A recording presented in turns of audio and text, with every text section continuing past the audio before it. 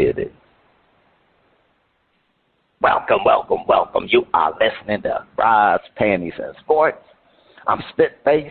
Please welcome the host, the one and only, from the Sunshine State, the First Lady of Sports Talk, Cheryl Smith. Good morning. Good morning, everybody. Yeah, it's still sunny and shining here in South Florida. Thank goodness, because I know it's still cold all over the United States, especially up north and out west. I'm sitting here in beautiful Houston, Texas, and they said that it was going to be cold, and it hit 50. It actually got down into the 40s. But having been here a while, see, in Chicago, if it's wintertime and it's 40s, that's a good day, and it's the sunshine. But here in the South, if it's 40s, people start hibernating. They start breaking out their fur coats and everything. But First Lady, this is our first show of 2023. I'm ready to get groovy. This week on Shout Out, we have music from David Irvine. Will he find his shining star or get the cold feel of the mute button? First Lady, we're ready. What you say? Each week, we try to figure out what is going on in the sports world, not the plays of the week, more like the players of the week. Are they trying to tell us something? So we ask, what you saying? Fly, little birdie, fly. Time keeps on slipping into the future. Time keeps on slipping into the future. So I want to fly like an eagle to the sea. Fly like an eagle, let the spirit carry me. I want to fly right into the future. The little birdies known as Tampa Tom and the Buccaneers wish they could fly far, far away from losing in the NFL wild card round to the Cowboys. Dak had the finest performance of his playoff career, albeit against a playoff team that had a losing record. Did the Cowboys send the Buccaneers home and Tom Brady into retirement? The Philadelphia Eagles broke out a can of whoop-ass on the Giants. If the Cowboys win, they'll have to face the Eagles. Do they have the right stuff? All right, Marvelous Marvin Hagler, rest in peace. Bernard Hopkins, Roy Jones Jr., and the Steve Miller Band are asking, what you saying? Well, I'm going to be honest with you. The Cowboys, they definitely were under a lot of pressure when they faced the Buccaneers in that wild card game because, they have not won a playoff game since the 2018 season. They beat the Seahawks on January 5th, 2019 in that wild card game. But the issue was they have not won on the road playoff game since, wait for it, 1992. My goodness. And they defeated the 49ers 30-20 back in 1992. So, there's a whole bunch of, it's been a long time, and the Cowboys' last appearance in the Super Bowl was in the 1995-96 season. So when they beat the Bucs, and they really whipped the Bucs, they finally won a road playoff game. But I'm going to be honest with you, Spitface, I was not impressed with their win because they were supposed to beat the Bucs. The Bucs, that team was not good. They had, as you indicated, it was a losing record.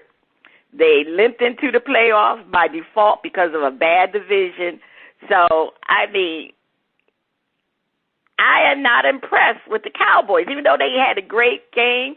Dak looked really good considering the last regular season game, he looked terrible. That was his worst game, and he had been having a lot of interceptions. He didn't have an interception in the game against the Bucs, thank goodness.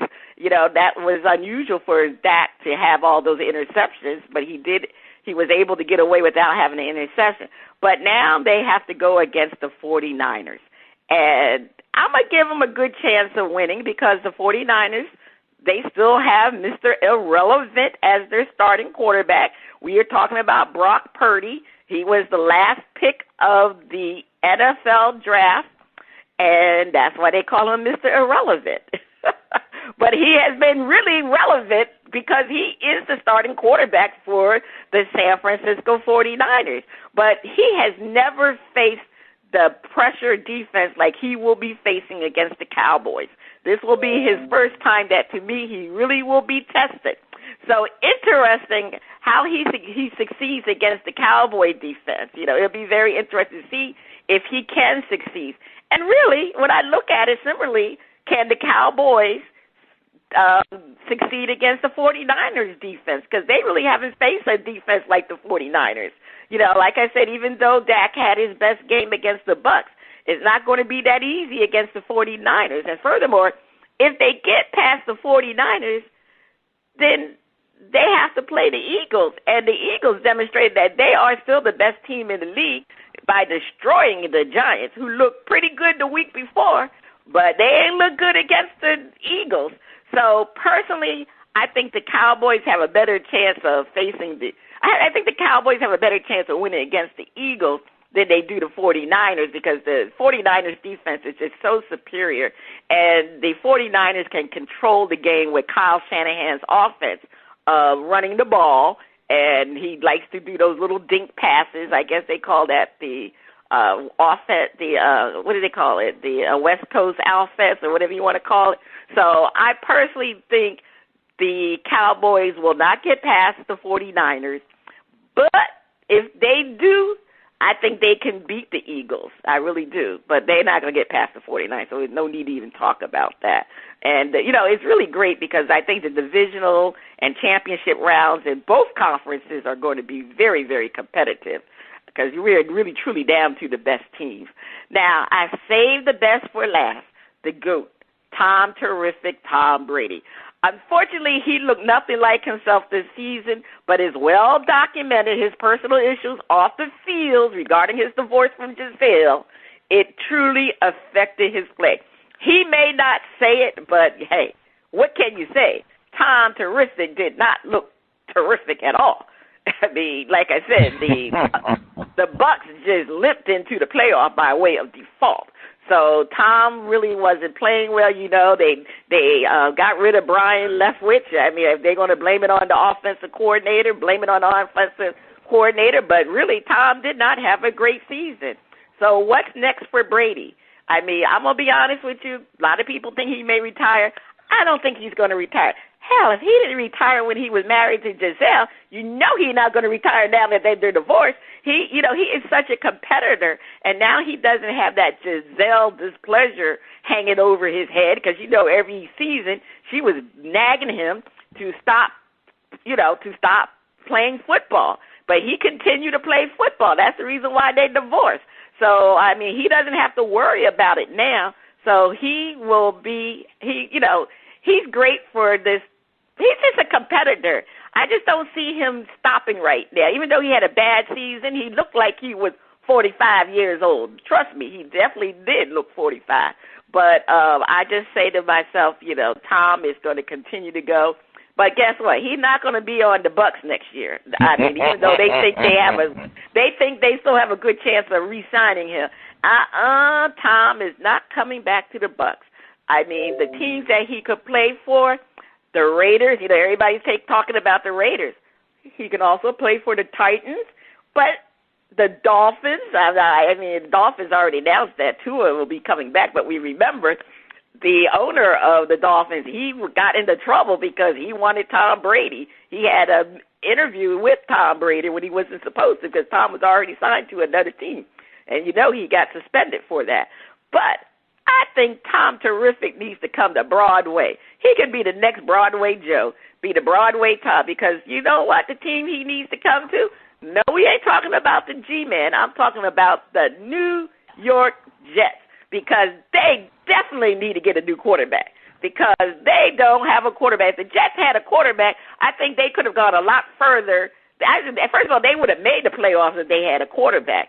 And the thing about the Jets that will have tremendous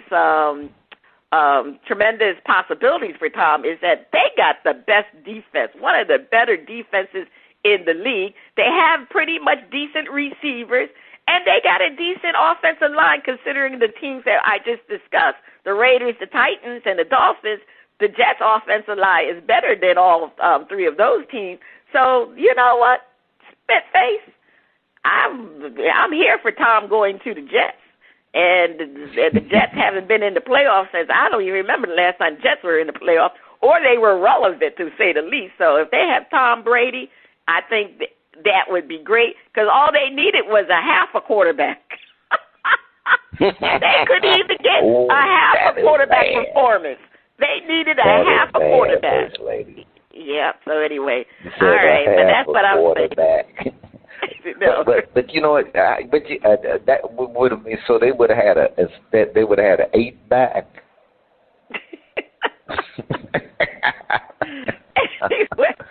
That's what I'm saying. You know, they half of a quarterback. That would have been an 8-back. You said that, considering they quarterback. Okay. Right. Yeah. Anyway, over to you, Spitface. What you saying about this?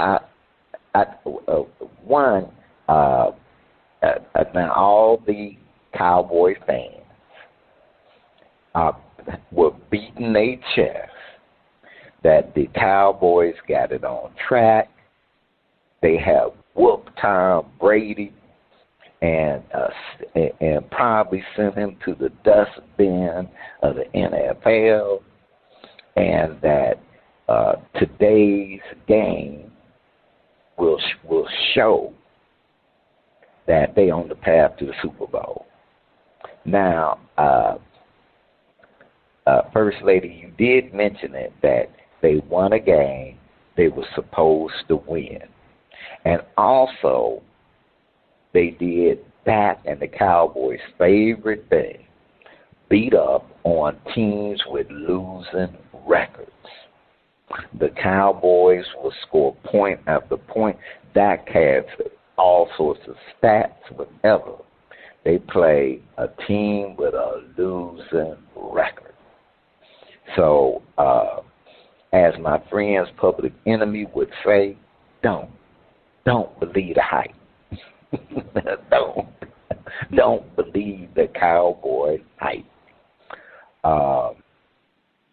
Dak is still shaky, and something's going on with Dak. I don't know if there's some kind of injury or it don't, but something ain't quite right. So, Dak has I think it's the Sleep Number commercials. Maybe he needs to switch to a CD Posturepedic and give him some rest. Because I fully expect that Dak will, when Dak has to play a number 1, number 2 defense, the interception rate will go up. Now, the Cowboys definitely, they didn't have to send the Buccaneers home. They were already home, but now they ain't leaving. And Tom Brady, Tom, look, you might want to consider that retirement. Because,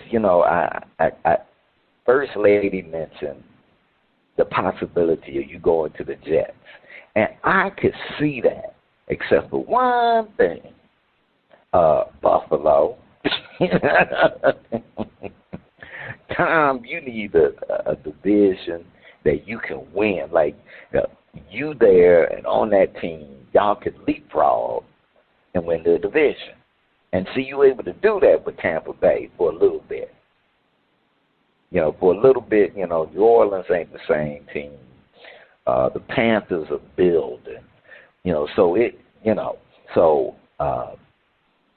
You caught that division at the right time.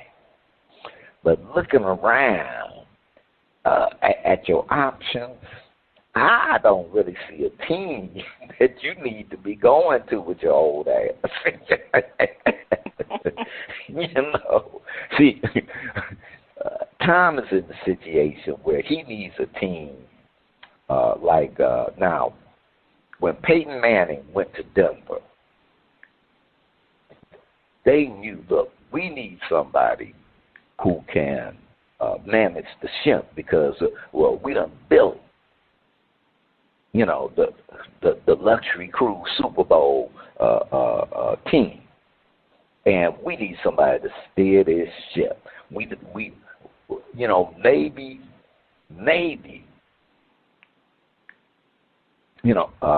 score some, maybe make a difference or two, but we don't need you to win the game because we got an awesome defense and we got a great run attack. And that's what Tom Terrific needs, is a team that has all that together. I don't get that. And is playing in a division where they could beat fraud. The Jets, dealing with that AFC East, Buffalo is going to be tough. Miami's going to be tough. So that's already two teams that you're going to just be battling it out with. And let's not forget that we don't know what'll happen on the Patriots end. Patriots might mess around and move up in the draft and get Bryce Young. So there's no telling what'll happen with that team. So you know what that division is like. So I see that as Tampa at that time. About the only team that I could see you going to where another miracle would get you into the Super Bowl would be the Dallas Cowboys. Sometimes when they had Michael Irvin and they're playing, not the current Cowboys.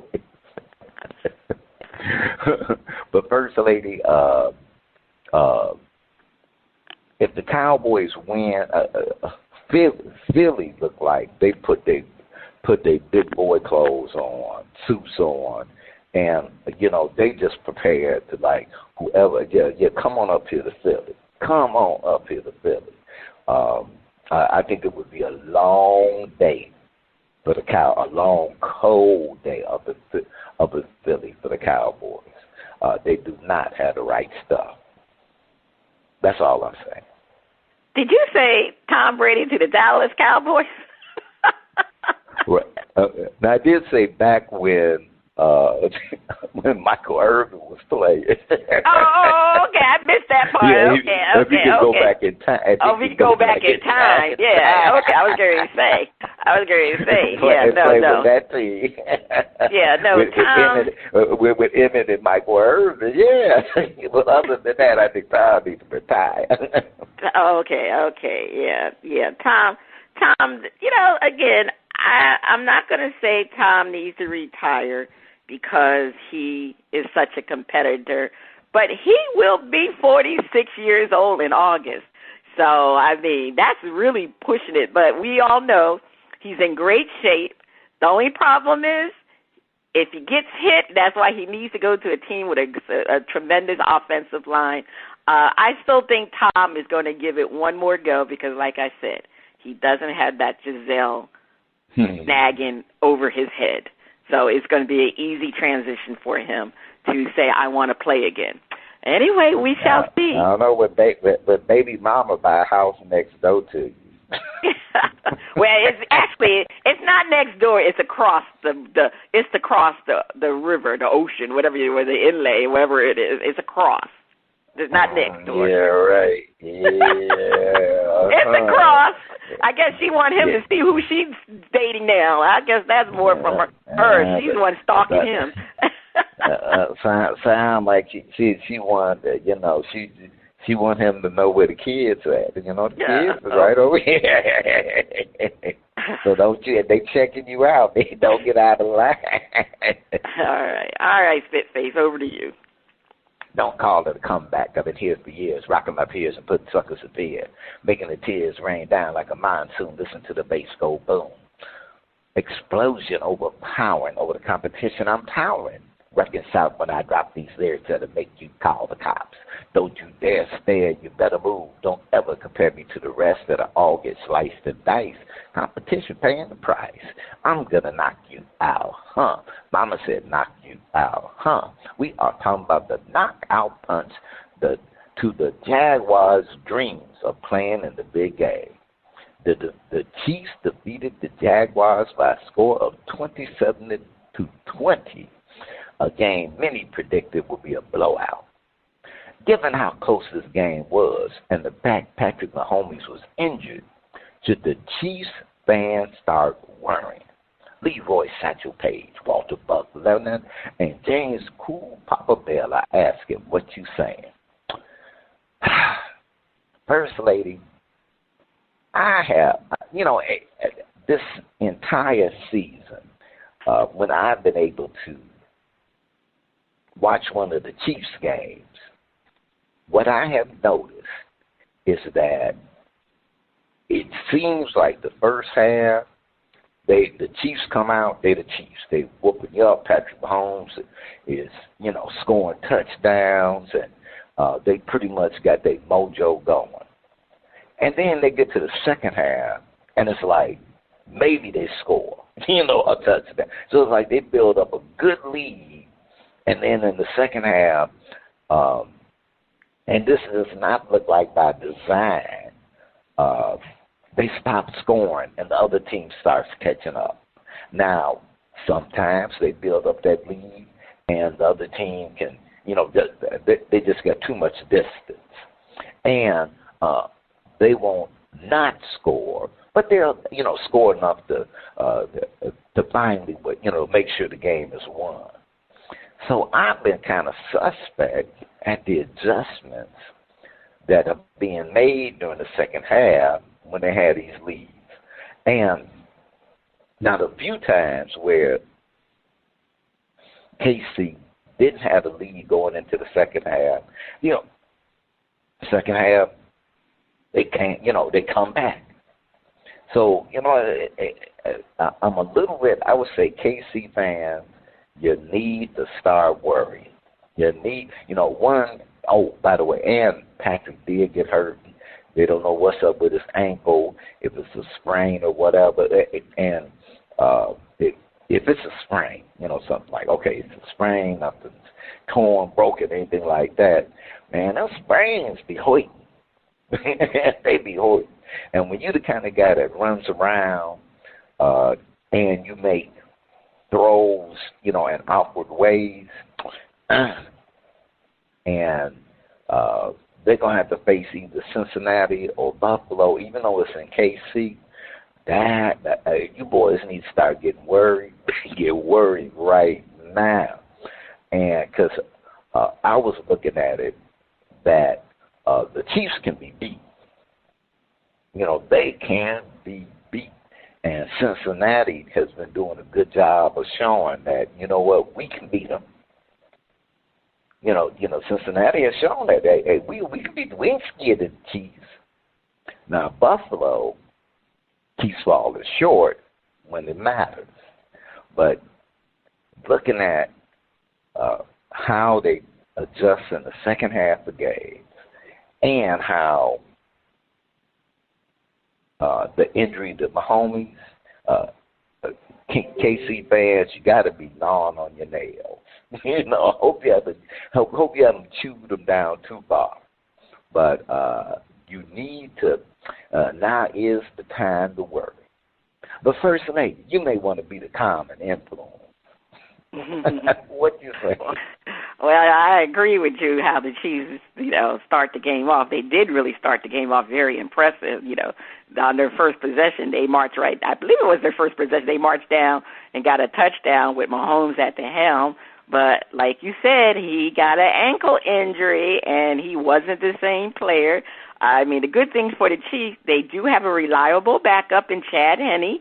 He's no Mahomes, but he is a steady, he's steady behind that quarterback position. He was able to lead the offense to another touchdown. And the Jaguars, the Jaguars played well to stay in the game, but they had some mishaps, like a very tough fumble when he caught the ball, and I think they was in the red zone at that point in time. And then by that time, Lawrence had an interception that prevented them to really, really putting pressure on the Chiefs. But should the Chiefs fans worry? Hell yeah, they need to worry, because Mahomes' ankle is going to get worse by next week. Matter of fact, they're getting ready. I just heard this morning that they're going to. He has to get an MRI. The X-ray came back negative for a fracture, but he might have some ligament damage, so he's going to get a MRI, and he's going to need massive treatment to keep the ankle from swelling. Now, one thing about Mahomes, he can play injured. His 70% is better than most quarterbacks in the league. However, he will either face the Bengals or the Bills, and both teams are very, very formidable opponents. So he needs to be near 100% to beat them. Now, if Mahomes is not at his best, Andy Reid would have to do something that he's never done before, and that's rely on the running game. I mean, the Chiefs, they have great running back. You would think after, what's his name, Alaire, I forgot his name. He had an injury. They were able to pick up a rookie, Isaiah Pacheco. I mean, he rushed for 95 yards against the Jaguars, and he's a really powerful running back. But can you depend on Andy Reid doing a ground and pound as a backup? I still don't see him doing ground and pound, because if Henny has to play, he's going to make Henny throw a lot of ball, pass a lot of ball, do a lot of passing, and that's not going to be his strong point. I mean, he's okay, but he's no Patrick Mahomes. So really, Andy Reid's definitely going to have to do a reality check and realize that you just can't run the same offense with a different quarterback. That's not Patrick Mahomes. So, hopefully Mahomes can be at 90% at least, because like I said, at 70%, he's better than most quarterbacks at 90%. I still think he can beat the Bengals or the Bills, because the Bills really haven't been playing well the last couple of weeks.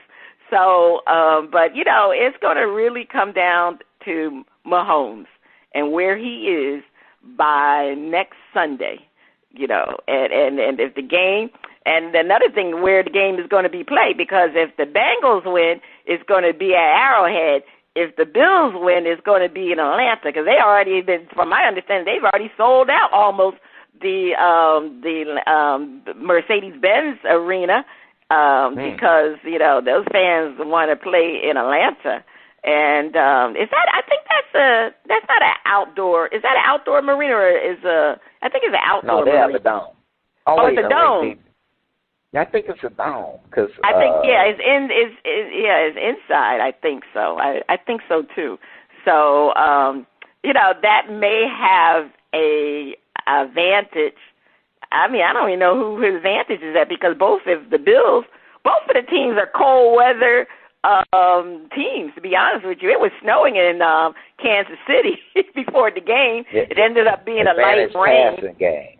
yeah. So it'll be quite interesting. But KC fans, y'all, like you said, y'all better be concerned. It is definitely concerned, because that team goes as far as Patrick Mahomes takes them. So but he's a warrior, so he's going to give it his all to play, because he was really pissed the fact that he had to come out of the game before the halftime, but he threw his cape down and he was upset. Patrick Mahomes was like showing some emotions on the sideline. But anyway, we'll see how it goes. I still think Mahomes will play, but if I'm a Kansas City Chiefs fan, I am extremely nervous. Spit-face, extremely nervous. Well, if they do let it play, if he hobbles around that first quarter, they're going to have to sit him down, and Henny will have to come in. So I hope they make sure that. Well, Henny's probably going to get a bunch of reps this week, simply because they're going to let the homies rest his ankle. Mm-hmm. Now, KC fans, like I said, it is time to get nervous, but don't chomp off all your nails. First Lady, please take us to break. Stay tuned. Coming up next, we have a performance from David Irvine on Shout Out Part 1.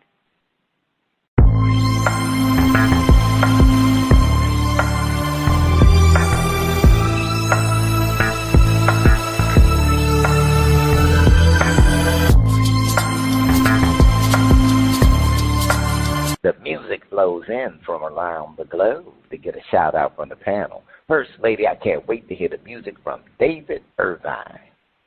On Shout Out, we feature new independent artists who are looking to find their shining star. If we like what we hear, we'll give the track a shout out. If we don't like it, we hit the mute. Today we are featuring David Irvine from Canada.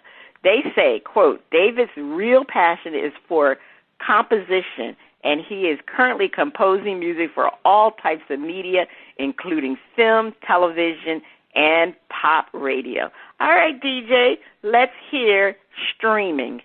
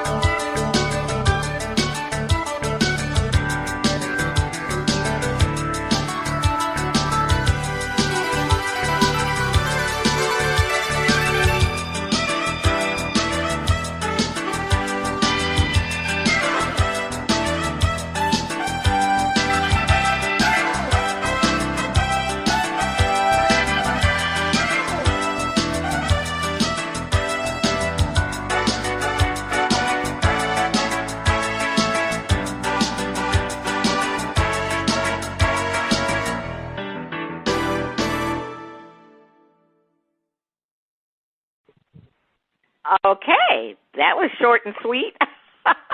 You know what? The funniest thing, I didn't know it was going to be an instrumental. That was one of the things I did. They do say composition. So, but I'm going to shout it out. I mean, it was okay. It wasn't anything spectacular now, but it wasn't that it wasn't bad. It had like, ding, it was streaming. That's exactly what it sounded like, streaming. Okay, so I'm going to shout it out. Spitface, you hitting the mute or you shouting it out?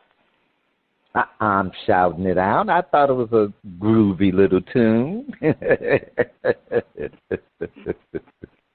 I thought it was groovy. I'm shouting it out. All right. Okay, well, on part two of Shout Out, we'll feature another track from David Irvine.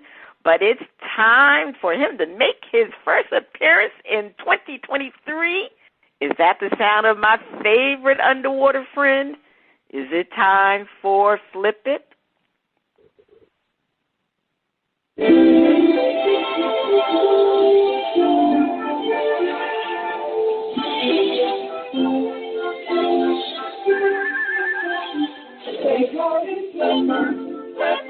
Faster than lightning, no one you see is smarter than he.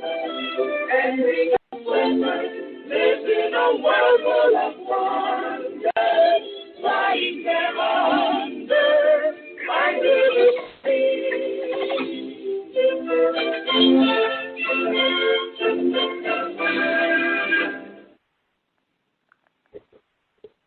All right. It is time for Flip It, where I host defend a point and then flip the script and defend the opposing view. Uncle Lovie Smith was immediately fired by the Texans at the end of the season. If the head coaching job is offered to a black coach, should they accept? Okay, we're going to defend.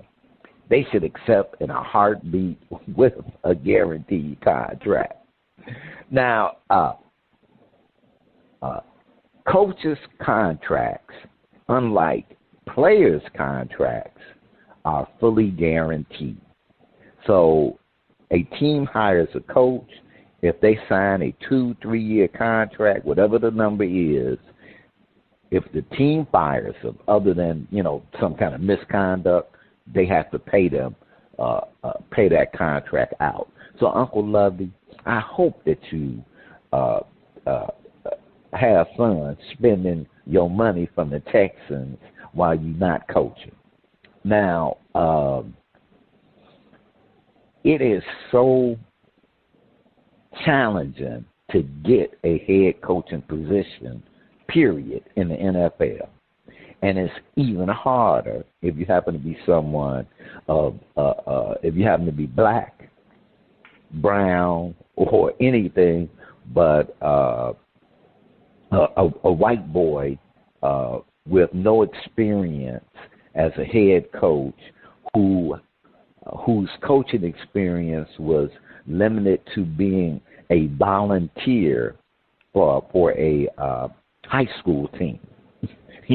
Now, you can get all the opportunity in the world, but if you're black, those coaching opportunities are slim to none, those head coaching. So you got to go for it. And if the Texans, even though they fired, back-to-back black coaches without giving them any kind of chance, you got to take that money in a heartbeat. You got to take that contract because there's no guarantee that you're going to get another shot at a head coaching position. So I'll just say that typically you're going to get a bad team that's having to rebuild with usually pretty sucky-poo management and ownership. Hey, that's the way the dice roll.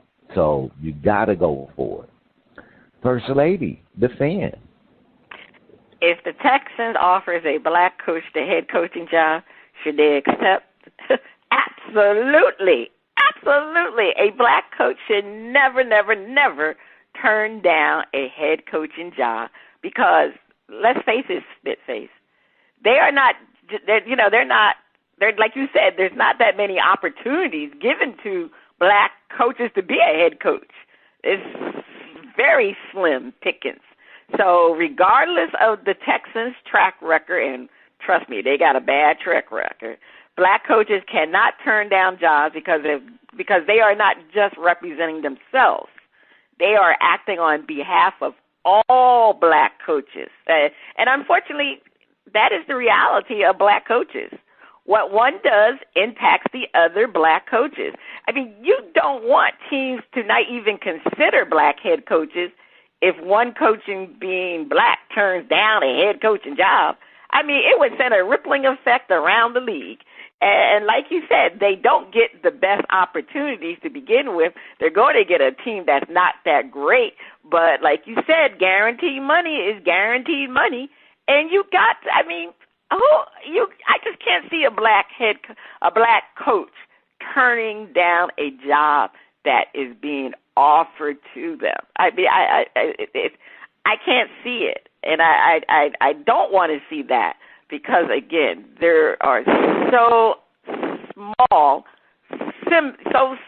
minute opportunities for black head coaches in this league, where there should be several opportunities, they're not. And you got to do what's right, and what's right is to take that job regardless of the organization and regardless if you're going to be made a scapegoat after 1 year. Because trust me, with the Texans, that's going to happen. But hey, it is what it is. You got to take the job because, again, like I said, it's not just you. We're talking about all the other black coaches and having opportunities for other black coaches to get jobs. That's all I'm saying, Spitface. It's a tough world out there for black coaches. It's so cold world, tough cold world. But we're going to flip it in defense. They shouldn't even interview with the Texans. First Lady, if a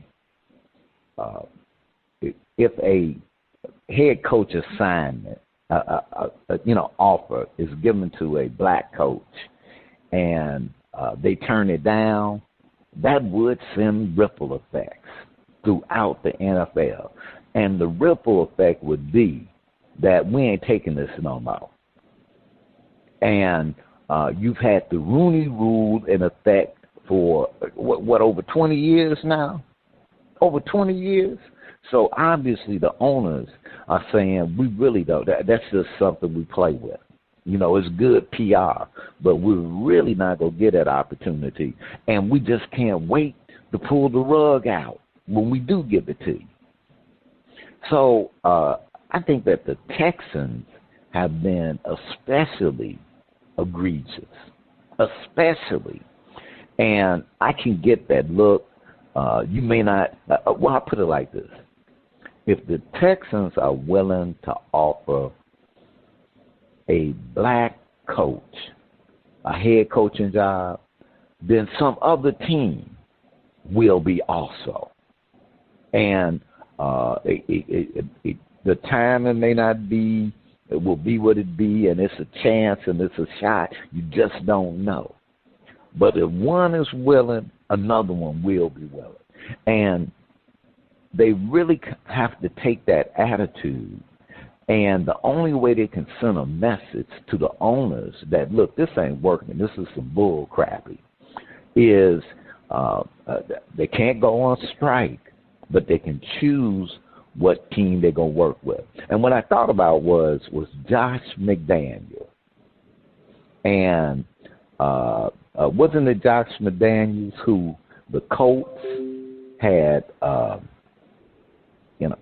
chosen, he changed his mind, or, he had a team, he changed his mind and went back to the Patriots and was able to get a head coaching job later on with the Raiders, where he looks absolutely terrible, but, they ain't going to pull his contract. So I really think that that the coaches, yes, the opportunities can occur as sparse, but if you kind of act like, look, this is a sparse opportunity, I got to jump through whatever hoop they put out there, they're going to forever have you jumping through the hoops. So I think it's time for, if you are a black coach now, DeMeco Ryans was interviewed by the Texans, and I do say, DeMeco, if you accept that Texans job, make sure you get a 5-year contract with a lot of money on it. They might give him more than a year, but still, make sure you do that. First Lady, defend.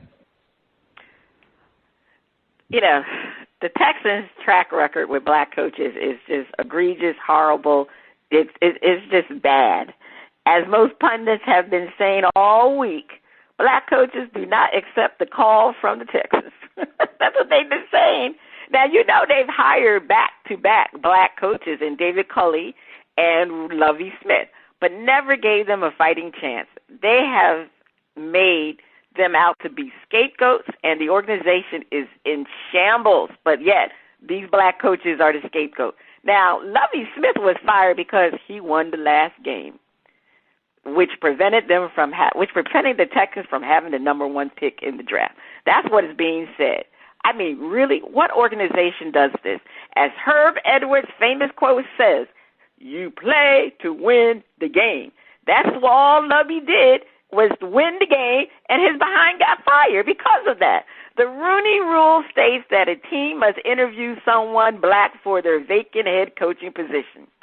Well, now, you know what, Spitface, I had no idea that DeMeco Ryans interviewed for the Texans job. I didn't hear that he interviewed for the Texans job because the Texans, maybe he did, but the Texans were announcing who interviewed for their jobs, and they did announce an interview from Ejiro Evero. I might be pronouncing his name wrong. He's the defensive coordinator for the Broncos, and Thomas Brown, the Los Angeles Rams assistant head coach, tight ends coach, they also interviewed for the Texans job. But I didn't hear too many big-name black coaches who actually interviewed for the Texans job because they knew better not to interview for the Texans job. But, you know, those other two guys, all I want to say to them is good luck to the two coaches. I'm sorry, I didn't mean to say that, but honestly, I don't blame them from interviewing. They have a chance to put their name out there, but they know they are being used by the Texans because the Texans they hired 2 black coaches already. You know for a fact, I'll be stunned, surprised. I'll pick my mouth off the floor if the Texans hire a black coach for 3 years in a row. I seriously doubt they will, but they only they interview black coaches to satisfy that Rooney Rule. And they also interview Jonathan Gannon, who is a white coach. He's the defensive coordinator of the Eagles. But my advice to the Texans, which I don't even think I have to give them any advice because I already know they're not going to do it, but don't hire a black head coach unless you are totally committed.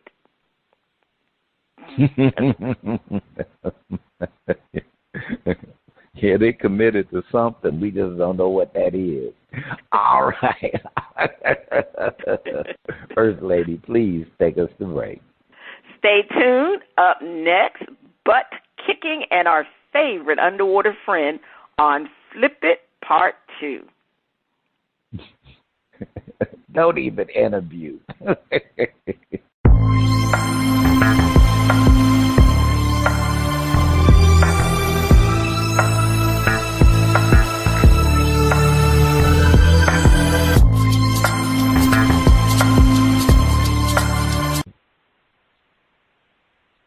Welcome back. You are still listening to Bras, Panties, and Sports. Let's see what's happening on Butt Kicking, where we look at all things in the world of combat sports.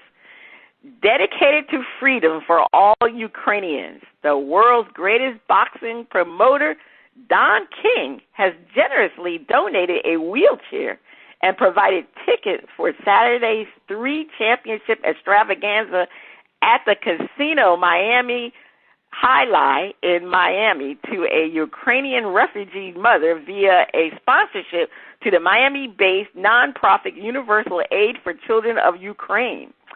Tragically paralyzed during an accident 2 decades ago, 36-year-old Ukrainian refugee Tatiana Grechenivoskova, that's her name, will attend the 8-bout Let Freedom Ring event along with her sons Adam, 4, and 17-year-old Vovo.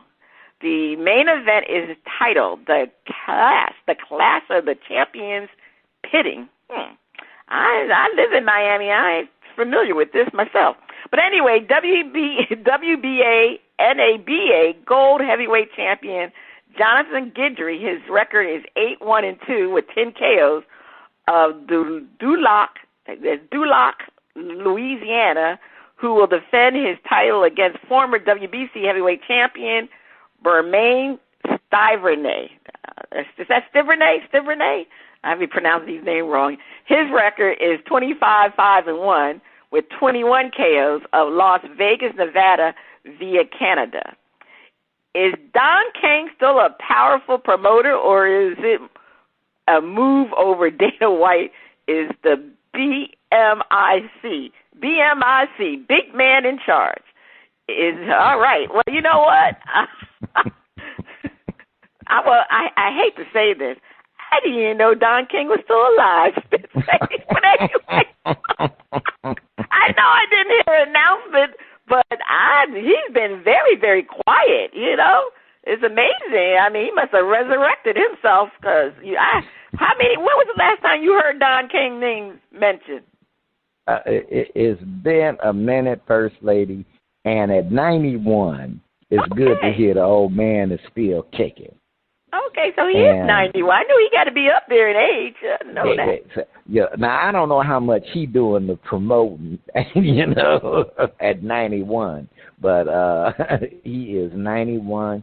And, you know, it's really interesting. He was married to one woman, Henrietta, and they were married from 1959 to 2010 when she passed away. Now, that's a long, 60 years? No, 50 years. 50 years? Yeah, 50 years. Mm-hmm. That's a long time, boy, you know.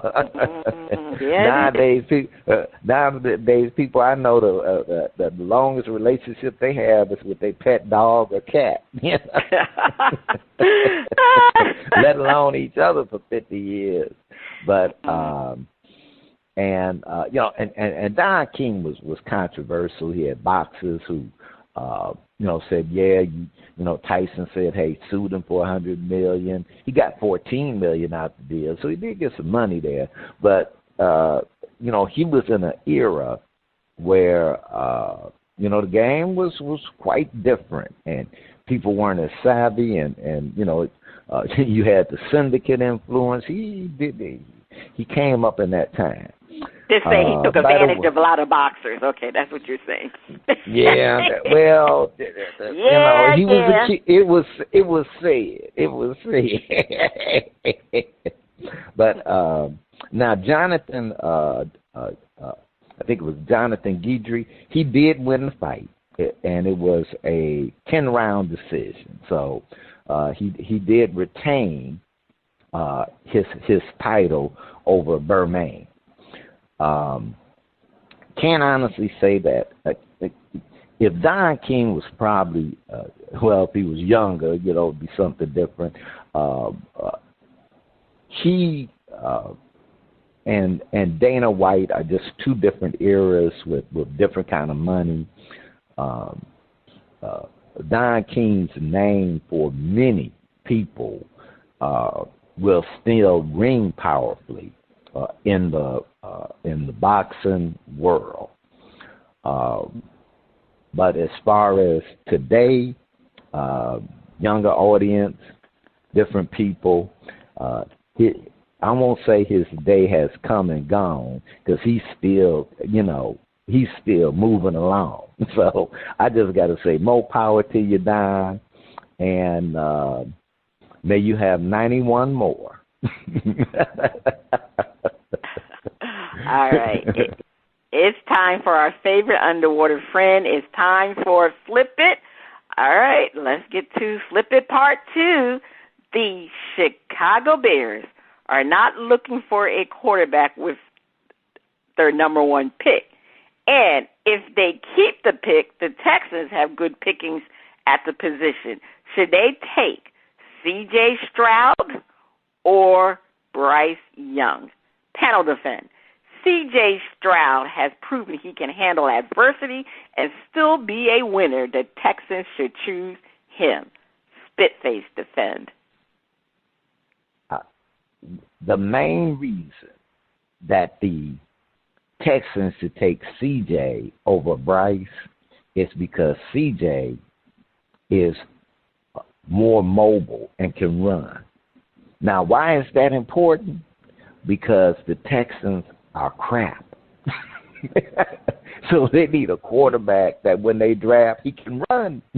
Run, son. You can run because you're going to be doing a lot of running. You're going to have to do a lot of plays where it's off the run. And C.J. Stroud he's not as pure a passer as Bryce Young, but he certainly can run, and he can run. He's shown that he can run, make plays. The CJ, CJ, whether he's the 1 pick or the 2 pick, somebody's going to get a diamond, and he's not even in the rough. He's already a diamond. But the main reason the Texans should get CJ is because they're a terrible team with no offensive line. They, even though they supposedly spent money on the line, and since they're building up a team, they need a quarterback who's not going to get sacked 60 times in his first season. So CJ is who they need to pick. Okay, so you call CJ a running CJ okay. Well, I just think CJ, to me, I thought Stroud, he's known actually for being an accurate passer. He's more accurate than Bryce Young. And another thing, Stroud also has a strong football IQ, which makes him a better choice. He has the great ability of reading defenses, understanding where to throw the football, which attributes to his great accuracy. I mean, he is a pocket passer, which is built for the NFL, even though more teams are going to that, RPOD offenses. However, Stroud knows how to maneuver the pocket, sensing pressure to avoid being sacked. Like you said, he can run and get out of the pocket. But if Stroud is the number 1 pick by the Texans, he will not have that great talent surrounding him like he had at Ohio State, but his pedigree in college will still make him the better choice for the Texans. All right, panel, we're going to flip this. Panel defend. Bryce Young is a passer, some say is in the Trevor Lawrence or Joe Burrow category. He's a sure bet. Spitface defend. Look, Bryce Young can take a licking and keep on picking. And I think many people are discounting Bryce because he did not win a college football championship. And unfortunately, he played on an Alabama team that didn't have all the components where they could win, where they could win. Them Georgia Bulldogs were just too for real for their boys. So that's not Bryce's fault. And he did put the team on his back. And because, again, this was not as talented a team. Alabama wasn't as talented a team as they'd had in the past. So Bryce did marvelous with Bama. And many folks have him as the type of quarterback that Trevor Lawrence is starting to show he can be, and that Joe Burrow has already shown. And so they put his passing and what he's doing in that kind of league. Now, if you're the Texans, there are a lot of advantages to CJ, but you're going to be playing, if you don't get Bryce Young, the Colts will. The Colts will get, because the Colts will move up a spot so that they can get Bryce Young. And if you don't get Bryce Young, and now it's going to be Peyton Manning all over again. So Texans, get Bryce Young, and don't let the Colts get him. That's all I'm saying. Okay. Okay. Well, I mean, the former Heisman Trophy winner is a sure bet, more so than Stroud, because his accuracy is just as great as C.J. Stroud, but he can create much better outside the structure play more so than C.J. Stroud. Now, as you indicated, Spitface, Stroud can run, but Bryce can scramble with the goal of still throwing a pass, which will remind you of Patrick Mahomes. This is really what sets Bryce from C.J. Stroud. He has that innate qualities of operating an offense from the time he went to college. He has great arm strength, being able to consistently throw deep passes, and he can zip passes with great velocity to his receiver. You know, and just the ability to work outside of a structured play, that really is what sets him apart from C.J. Stroud. I mean, to be honest with you, they both are good bets, number one, number two, however you want to decide who is going to be number one or two. The Texans can't miss with either one of them, but I have to say that Bryce Young, I think he is, to me, he's more of a current NFL player and the way they're playing offenses right now. So the Texans can't lose, but you better pick Bryce Young. All right, Spitface, over to you. Please take us to break. All right. On the other side of the break, we have another performance from David Irvine on Shout Out Part 2. Please stay tuned.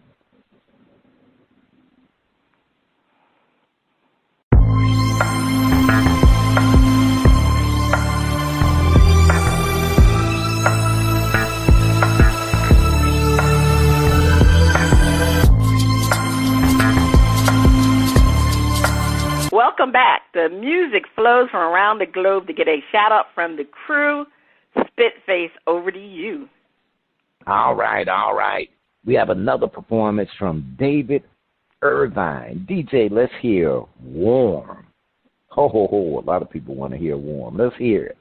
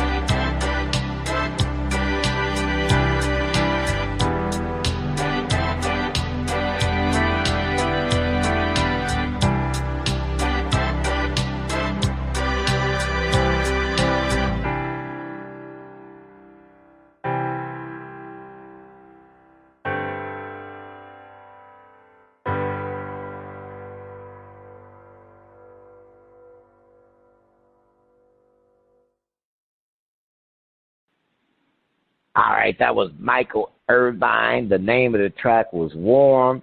And First Lady, I'm going to hit the cold mute button. I am hitting that cold mute button. David, you got to come up with something a little bit better than that. And too much synthesizer, too little music. So I'm hitting the mute. Well, I'm the opposite. I kind of like the song myself. I actually like that one better than the first one. it just had a you know, and it's called Warm. It had a warm little feeling inside you, and I actually spit face. I'm gonna give it a shout out. That is so funny how we both got two different opinions about that song. But anyway, I'm shouting it out. Okay, First Lady gives. All right, David, you got a shout out from First Lady, but I'm hitting the mute on you. Now, that is the end of shout out. If you like what you heard from David Irvine, check him out at TorontoSoundtracks.ca. TorontoSoundtracks.ca and Old Grumpy Radio Network. If you'd like to be heard or have any comments, please send your emails and tracks to talent@oldgrumpyradio.com. First Lady, over to you. Well. Who is going to wear the pigskin crown? It's been many weeks since we've, announced our results from the picks. And I got to go out. Look, I got to go back several weeks to go over these results, which I will. Let me get to the last. Okay, all right. It's been that many weeks. My goodness gracious! Yeah, it was all of December, right? All of December. So let me go over the last picks and what happened. Okay, so from week 14. Dizzy Mac led with 19 million points. Gloria came in with 18 million points. And Spitface and me, we tied with 10 million points. All right. I'm just going to go over and then I'll get to the final tally.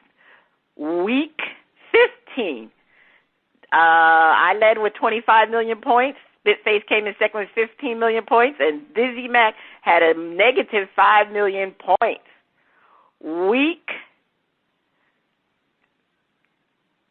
That was week. Let me back up. That was week 15 Saturday games because we had split it, and then we had week 15 the Sunday games. On that, Dizzy Mac had minus 10 million points. And Spitface and me, we had 10 million tied with 10 million points. Week 16, I led with 45 million points. Spitface was 15 million points. Dizzy Mac came in with 5 million points. Week 17, it's been a while, right, Spitface?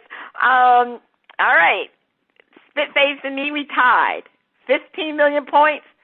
Actually, Dizzy Mac had a fantastic week. On week 17, he had 105 million points. Wow. And then week 18, Spitface had 95 million points. I had 85 million points, and Dizzy Mac had 15 million points. And then we went last week for the weekend picks. Spitface, man, you had a whopping 220 million points. I had 95 million points, and Dizzy Mac really suffered. He had a negative 125 million points. So now we are at the divisional picks, but to tell you where the final results of all those results, right now, Dizzy Mac is bringing up the rear. Dizzy Mac had been in the lead pretty much the entire year, and now he's at 54.8 million points. At 1 week, I was actually leading because I had been in the red for many weeks, but now I'm at 278.75 million points. Gloria has that 18 million, but Spitface is leading with a whopping 383.95 million points. All right, so let's get to the current picks. And the current picks for the divisional week are, all right, let me get it set. Okay, I just had a little, can't find it. Okay, here we go. All right. Win, lose, this is worth 50 million points. Bengals versus the Bills. I have the Bengals. Dizzy Mac has the Bengals.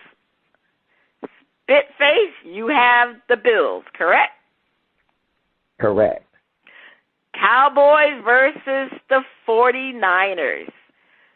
I have the 49ers. Dizzy Mac has the Cowboys. Spitface has the 49ers. All right. Upset is worth 50 million. It was optional. Spitface, he passed on that option. I took the Giants upsetting the Eagles, and you know I already lost 50 million points. Dizzy Mac took the Jaguars upsetting the Chiefs. He already lost 50 million points. All right, now to the props. These are the over, under, and pushes. Each of them are worth 25 million. Dak Prescott, 1 interception. I have the under. Dizzy Mac has the under. Spitface has the over. Josh Allen, 1 rushing touchdown. I have the under. Dizzy Mac has the under. Spitface has the over. Joe Burrow, 3 passing touchdowns. I'm taking the under. Dizzy Mac has the under. Spitface has the push. KC defense, 3 sacks. It was already, I have the under. Dizzy Mac has the under. And Spitface have the over. He already lost 25 million because KC only sacked Lawrence 2 times. Bengals, Bills, 60 points. I have the under. Dizzy Mac and Spitface both have over. They think the Bengals, Bills are going to be over 60 points. Cowboys, 49ers, 4 interceptions. All 3 of us took the under on that one. Saquon, 100 yards rushing, and I didn't even know to see. Look, I didn't even have to look up to see what his total number was because I already know it was under. And Dizzy Mac and I both took the over, so we were out 25 million points. Spitface got 25 million points because he took the under. And finally, Patrick Mahomes, 300 passing yards. But we already know he was under 100. He only had 195, but we didn't know he was going to get injured. But anyway, Spitface and I, we both took the over, so we're out minus 25 million points, and Dizzy Mac took the under, so he's at 20. He got 25 million points for that. So we'll see after today's results what's going to happen, but Spitface, you pulled right into the league with that 205 million points last week. All right, Spitface, what is your top story to watch this week? What happens in Big D if they lose today with Mike McCarthy? Get the axe. That's what we're gonna watch for to see what's gonna happen. I don't think he's gonna get the axe because he won a playoff game. If he hadn't won that game against the Bucks, he would have gotten the axe. All right, my big story to watch. If they couldn't have beat Tampa Bay, everybody deserved to get fired. My big story to watch is the 2 quarterbacks, Tom Brady and that bad man, Aaron Rodgers. What are both of them going to do regarding their careers? And will both of them request? Well, I know one thing. Tom is not staying with the Bucs. Now, the question is, will he retire? Now, Aaron, is he going to stay with the Packers or is he going to request for a trade? He's making too much money. That's $50 million. So, anyway, we will see. All right, well, what I'm going to talk about is not really, I don't know, well, you can say it is empowering message, but anyway, WNBA star Derica Hamby was recently traded from the Aces, the Las Vegas Aces, to the Los Angeles Sparks, and there's a lot of controversy regarding her being traded. Derica Hamby alleges on Saturday through her Instagram that the Las Vegas Aces were unprofessional in their treatment of her following her pregnancy announcement. You know, in a statement posted on Instagram, Hamby said that she fought to stay here and she tried to be amicable, but ultimately was treated in an unprofessional and unethical way that she calls traumatizing. You know, being traded as part of the business, being lied to, bullied, manipulated, and discriminated against is not. So there is more to be said about this, and I guess the empowering part of it, you know, women are going to be pregnant. Now, we would expect men to treat women like that, but this is a women's league. This is WNBA is predominantly run by women in charge. You know, you got a women commissioner, you know. Now, Becky Hammon is the coach of the Aces. So, you know, I'm definitely going to continue to follow this situation with Derica Hamby, that she felt that she was traumatized because she announced she was pregnant. I mean, that shouldn't have a problem. Many women in the WNBA have had children and gone on to continue their careers. So that's a little bit disheartening to hear what happened with Derica Hamby. All right, join us as we honor our veteran women and veteran women with disabilities. To learn more, please visit honorourveteranwomen.com. honorourveteranwomen.com. Check out our current and previous episodes at braspantiesandsports.com and our Facebook page, BPN Sports. This is Cheryl Smith, the First Lady of Sports Talk, and Spitface. You have been listening to Bras, Panties, and Sports. See you next week. See ya.